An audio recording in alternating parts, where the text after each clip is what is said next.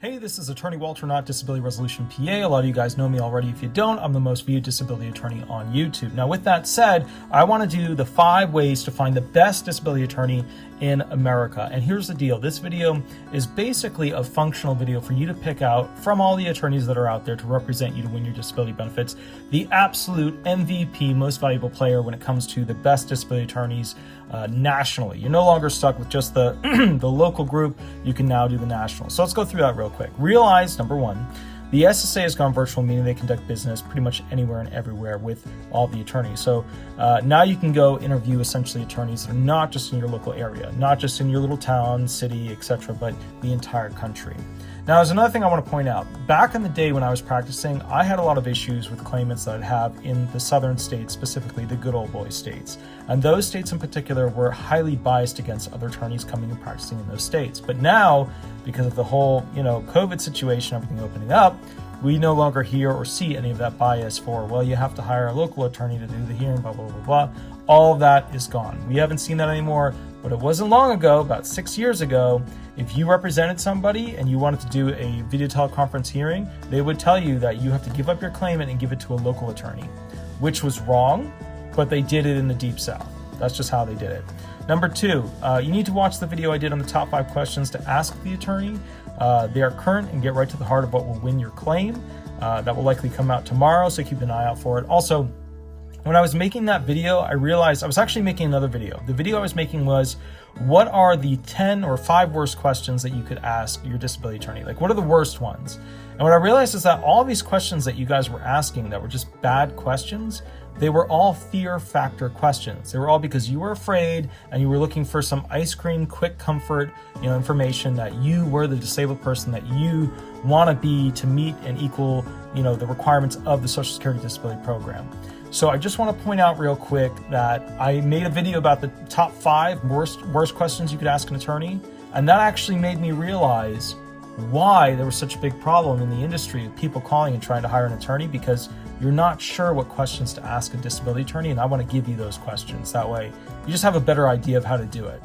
It sounds like, now that I'm saying it, it sounds like terrible that I didn't think of this before, because showing you guys how to talk to a future disability attorney seems like basic, but I just didn't think of it. So, and I only realized it because the questions I kept getting from people, which were terrible questions, were all based out of fear. Like, I had 2 people today ask the same question. I was just like, but that's not a good question because of this. Let me show you.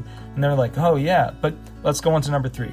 You shouldn't use pay-to-play search engine results when picking out an attorney. And the reason why is that's the stuff at the top of the search engine. You should go to the Google Maps and type in disability attorneys near me, and then type in disability attorneys into the general searches and see what pop up basically for the 5-star reviews. You can use all kinds of different websites for this, but basically, look at your Avos, your Googles, your Better Business Bureaus, stuff like that. Pull those actual law firms up on your phone. Look at the 5-star reviews, see what people are saying.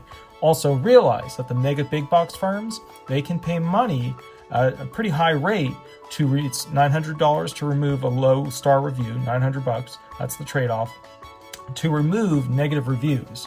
Where smaller firms are not going to pay $900 to remove a bad review. We have them if we have them, and it is what it is. But I don't have tons of negative 5-star reviews because I'm constantly working. But the bottom line is, I'm sure I'll get some at some point. It happens. Somebody will be mad for any reason. Could be valid, could be totally invalid. I usually see invalid excitement from people, unless it's like one of those things where they had another firm, they were waiting years and years and never were able to talk to the attorney.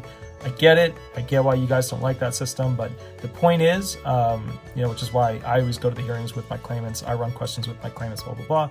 But the point is, very important here, 5-star reviews are becoming invalidated because there are ways to remove the negative reviews, and it's a pay-to-play system in itself. So just be aware of that. Use it, but use it with that knowledge. Number 4, when you see advertisements on TV, those are usually firms that do multiple practices, personal injury, slip and fall, maritime tax, because disability law doesn't make that much money to go ahead and do all of those TV advertisements. Back in the day of Binder and Binder, they were able to do that because it made enough money. A lot of people were being found disabled, and that $6K max raise check opportunity was good money. Nowadays, $6,000 is frankly killing the industry. It's most of the disability attorneys that are in the industry are transitioning into other fields that are not restricted by how much they can make, up to $6 grand. And that $6 grand is just, it's killing it, because with the dollar being worth so little, hiring people, paying for systems, all that stuff. It's just not enough money anymore. So that's the big problem. Okay, so basically, if you're seeing them on TV with multiple advertisements and stuff like that, they're almost certainly a multiple practice law firm that basically has PI money, personal injury money, to go ahead and back it. So they're just trying to send out a wide cast with their net to capture any clients they can, even if it's not their main thing of law. They want the client to process the claim to make the money. Okay, number 5, call at least 5 attorneys if you don't already know who they are. See which ones are available within 24 to 48 hour period to talk to you.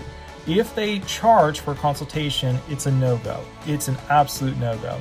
If they won't talk to you within 48 hours, it's an instant no.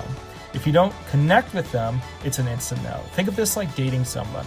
You want to have a mental connection with them where they get what your needs are, what you're looking for. You also need to have reasonable expectations that at the same time, think of this as like when you're dating somebody, I expect this from this person.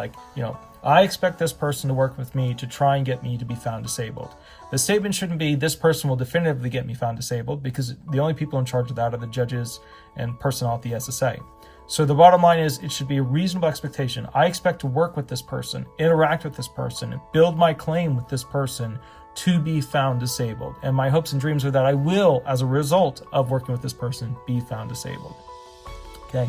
Attorneys can't magically turn you into essentially, being a disabled person. So also remember too, if you don't have the intent to go to hospitals, to use the words that they suggest, to fill up the forms or hand the forms over to the doctors that they give you and do this and that and all these claim building things, if you don't want to do that stuff, then you shouldn't be trying to apply for disability benefits, because you really are not willing to put in the effort to get the win. And I think that's really, really crucial. A lot of people are just like, I just want to hire an attorney and sit back and just let it, they'll do whatever. Any law firm that has a statement where they're like, hey, don't worry about it, let us worry about it. Or, you just worry about you and, work on your health. All of that stuff, those firms you want to stay away from. You do not want a firm that's going to magically pick you up and carry you to the end game with a promise that you don't have to do much and they're going to do everything. That's not how disability benefits work. Let me say it again. I want to make it clear. That's not how getting disability benefits work. There's forms.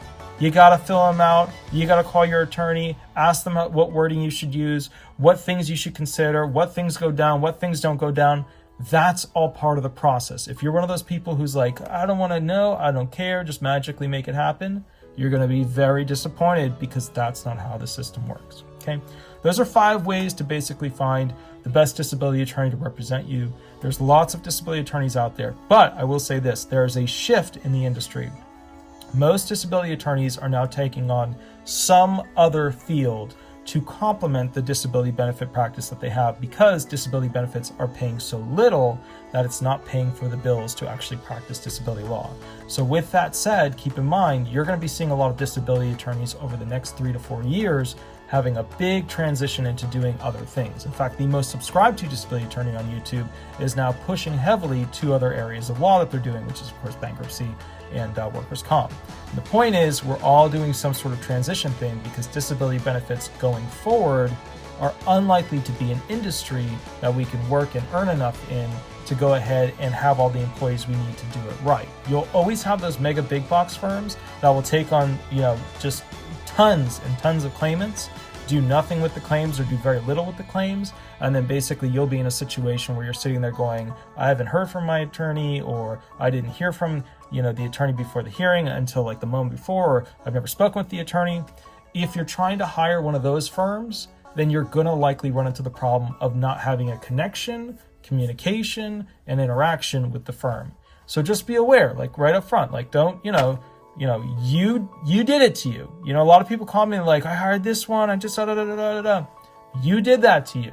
After this video, you're aware. There's no I didn't know. No, you knew. If you watch this video, then you knew what that was going to equate to. So be smart, find the best possible disability attorney that you can, whether it's local or, national, the entire United States.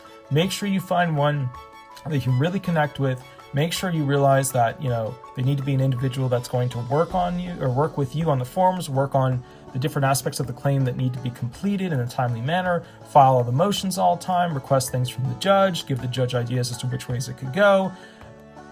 It's a process. It is not something where you just like the classic, like, hey, let us work. Don't do that. You don't want those firms. You want the firms that are going to work with you and are going to be interacting with you, collecting information from you, all that kind of stuff.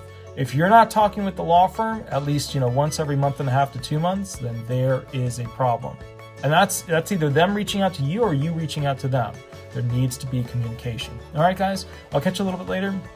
Have a wonderful day, and we'll go from there. Thanks so much. Bye-bye.